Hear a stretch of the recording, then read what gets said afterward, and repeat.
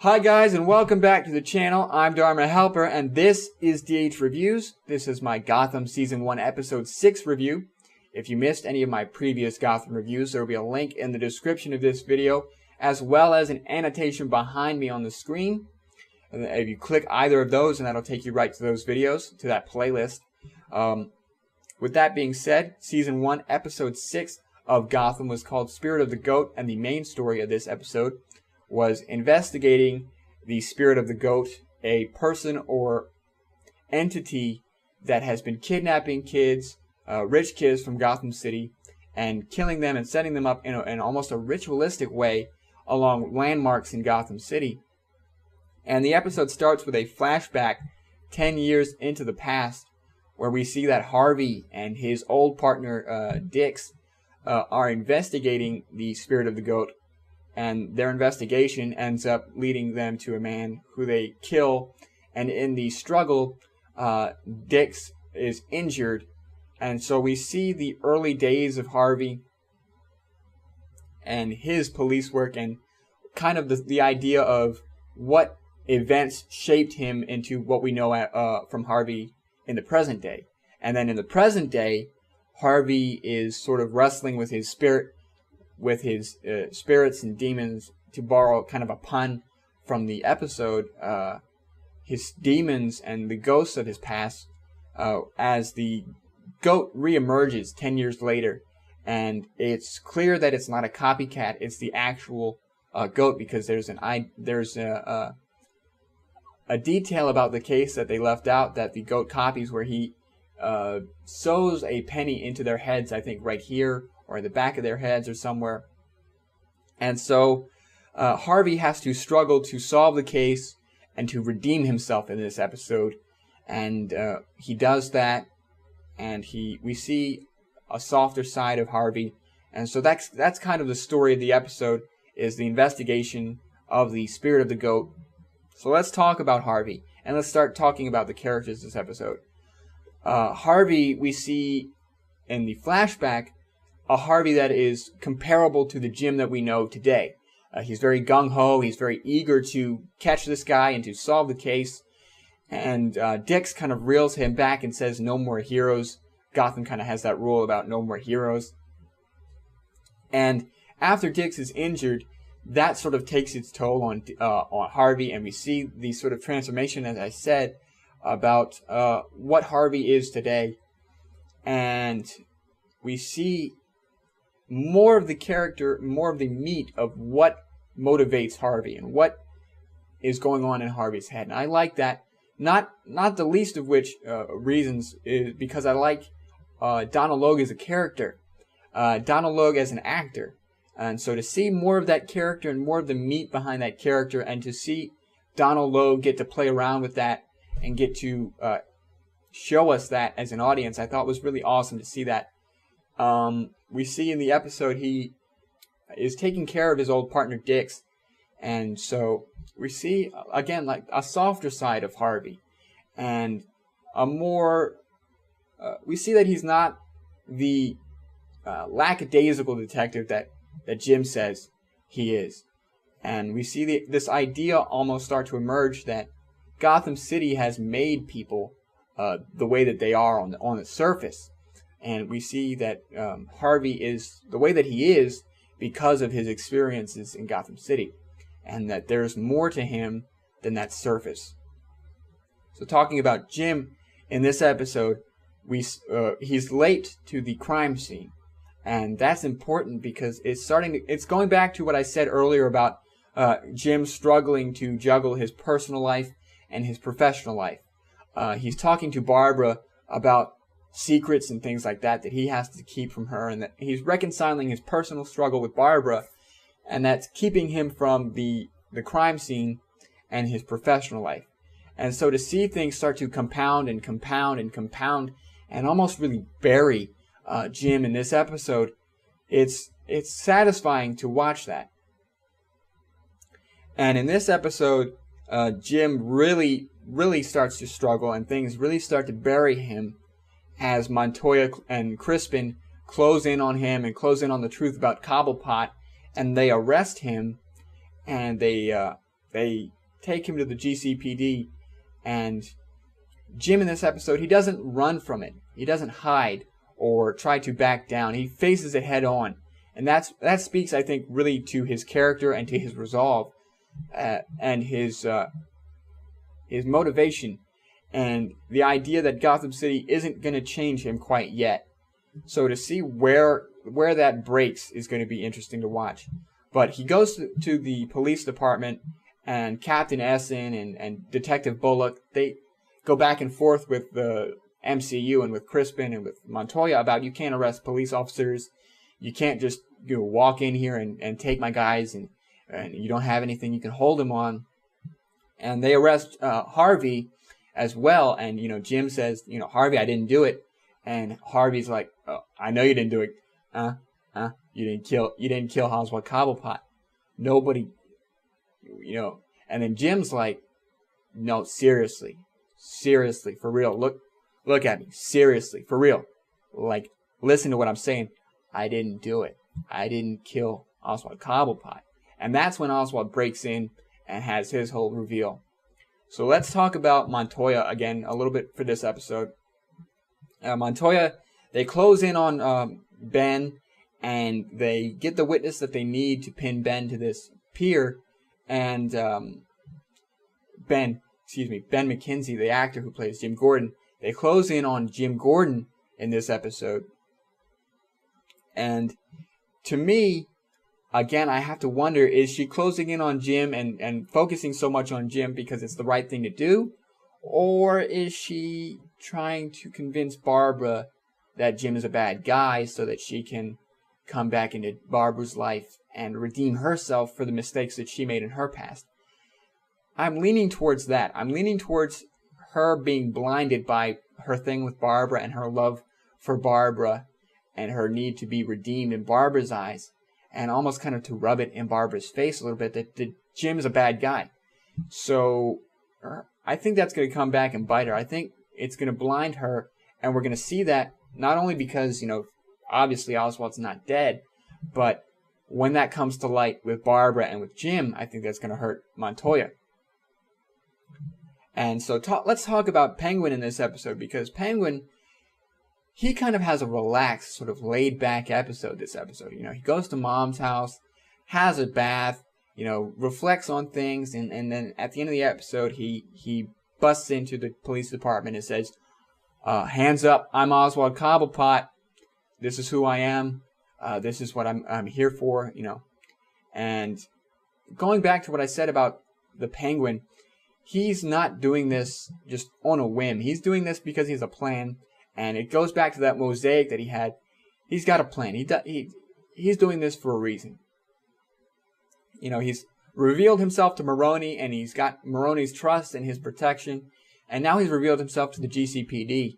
And going back to that scene with him and his mother in the shower, in the bath, which, by the way, if you don't watch this episode for any other reason, watch it for that scene. Actually, if you don't watch the series for any other reason, watch it for Oswald Cobblepot. Robin Taylor, Oswald Cobblepot, best character in the series. Best character in any series that I'm watching so far. Really a great actor, great character. Just watch it. Just watch. You'll know what I'm talking about when you watch. He has that scene with his mom in the bath where he says that he finally found a police officer that he can trust. And to me, he's revealing himself to the GCPD to save Jim and to spare him from being arrested, and to keep, whether or not he's doing this to keep him in play as a pawn on the chessboard, or whether or not he's doing this as a genuine friend and genuinely trying to help Jim, I don't know. I'm leaning towards him doing it to keep Jim on the board as a pawn to move around and to help him with his plans. But if you disagree with that, leave that in the comments and let me know about that in the comments. But again, he does this for a reason, and so he knows what he's doing. But how he plans on protecting Jim and protecting himself from Carmine and Fish, I'm interested to find out. because that's something that I don't think is going to be quite as easy as maybe Penguin thinks it is. But Penguin has had an answer for everything he's done so far, and he's surprised me in his effectiveness so far and his ability to survive. So I'm not going to put it past him that he has something up his sleeve. I just don't know what it is. So that's the Penguin for this episode. Now, let's talk about Edward Nygma. In this episode, Edward has a little bit more screen time. We're able to see more of that character, that joyful, gleeful, Riddler type character where he's throwing out riddles and he's sort of having a really good time investigating things and getting involved in things. And his main arc, his main story in this episode is that he has a crush on one of his co-workers. And this was something that I had in the back of my mind in terms of motivations or reasons or for him to turn into the Riddler and for that whole origin story, because there's only so many reasons or storylines that you can do for an origin story. Girlfriends, lost loves, rejection, things like that, motivators for people to turn bad. And so Kristen Kringle is, I think, that motivator for Edward. Whether she rejects him, or they team up, or she dies, or something happens to her, that motivates him and pushes him further into that idea of the Riddler. What that entails is going to be interesting to watch, and it's going to be interesting to see that relationship unfold, because as it stands right now, it's sort of a one-way thing, but whether or not that becomes a two-way thing and they have a whole relationship, it's going to be cool to watch. And again, just a really fun couple of scenes with him and with Kristen Kringle, who I'm just going to call Chris because I can't remember if it's Christine or Kristen. But Kris Kringle, talking about her very briefly, nice comic book name. So where that character develops, you got to keep an eye on that because, that's a comic book name, but I don't know anything about a Kris Kringle or anything like that from the comic books. So whether they team up or what happens with that is, I think, going to be a product of the show. I could be wrong. Leave in the comments, talk in the comments what you think about Edward and Chris and that whole scenario. But again, really cool. I liked it. So that'll wrap up my characters' thoughts for this episode. Let's talk about the story. My main general thoughts on the episode. I really enjoyed this episode. The chief reason for that would be this idea of these perversions of the Batman and his mentality and his ideology. We saw that this episode with the therapist who became the spirit of the goat in order to, as she put it, teach the people of Gotham a lesson and get revenge on the rich people who have been sucking the lifeblood out of Gotham City. And we saw that with the Balloon Man who attacked corruption.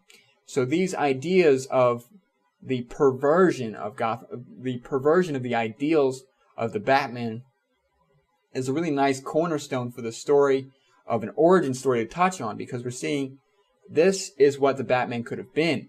This is how close the Batman came to a psychopath. And it goes back to, if you've ever read The Killing Joke, which was a comic book story about the Joker, it goes back to that idea of anybody can be a psychopath. Anybody can fall far. It just takes one bad day, one motivator to slip somebody.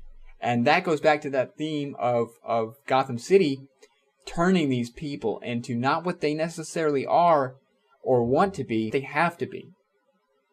The Balloon Man, he felt he had to do that in order to combat the corruption and to protect his kids. This therapist, the spirit of the goat, felt that she had to do that to teach the rich people in Gotham City that they can't step all over everybody else.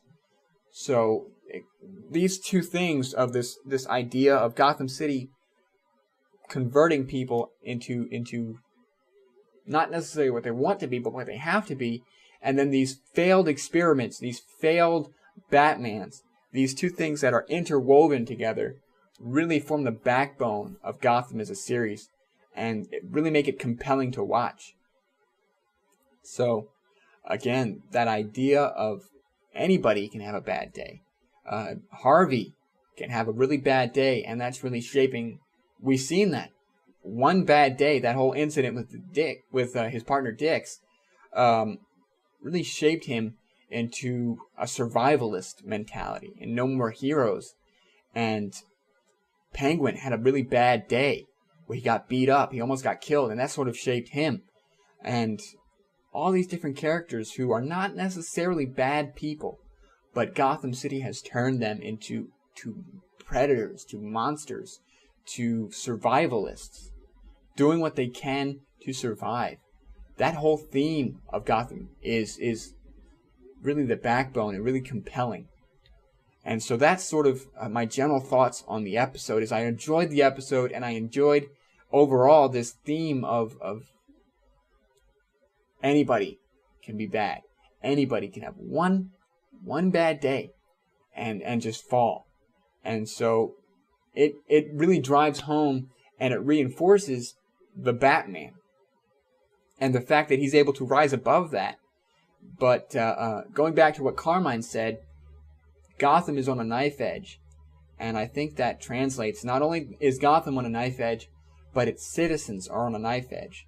And it's just a matter of where you fall. It's a matter of one bad day. And so that's something I really enjoyed. So that's going to cover my thoughts on the episode. If you like this review, leave a like down below so I know I'm headed in the right direction. If you want to see more reviews like this, subscribe to the channel and you will see my reviews as they come out. Mondays are Constantine reviews, Tuesdays are Gotham reviews, Wednesdays are Agents of S.H.I.E.L.D. reviews, and Thursdays are Scorpion reviews. So subscribe to the channel if you'd like to see those. Comment down below and talk about things that I missed or might have mentioned that you have a comment about. I'm interested to talk with you guys and to interact with you guys. Share this video on Twitter, on Facebook, on Tumblr. Get the channel out there. And wrapping up here, if you saw yesterday, I put out my first Constantine review. I want to thank everyone who showed up to the live stream of that review. If you missed it, again, yesterday I put up the whole review for those of you who weren't there to watch. It's about an hour and a half. You can watch that when you get a chance. But if that's something you guys are interested in continuing, comment in that video and comment here down below. I'll leave links on the screen, links in the description for that video. If that's something you guys are interested in, let me know. And let me know what I did right and what I can change and add and how we can shape that into something that we can do more often here. Because that's something I really want to do more often for premieres and for finales. I think for those, for premieres and finales, getting the opportunity to interact with you guys and to relax and to watch these shows is really something that's going to be awesome to do and really set the channel apart and move the channel forward. So if that was something you guys enjoyed, comment about that in the video, in the live stream video or in this video. And thanks again for watching. With that said, I've been Dharma Helper, and I will see you guys in the next video.